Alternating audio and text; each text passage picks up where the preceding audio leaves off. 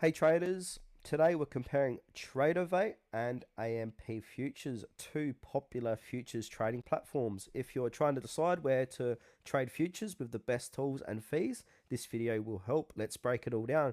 Features, pricing, platforms, and who each broker is best for. Now let's start with Tradovate.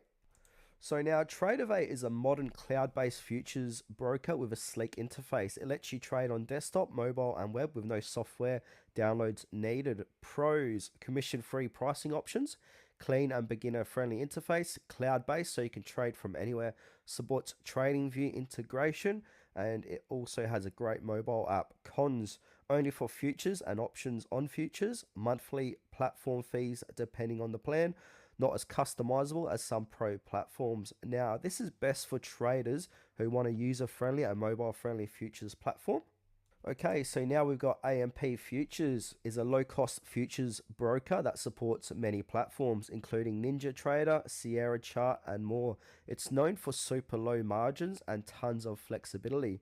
Pros, extremely low day trading margins, huge choice of trading platforms, over 40, very low commission costs, no monthly platform fee with some tools. Cons, interface depends on the platform you choose, no native mobile app, depends on third-party software.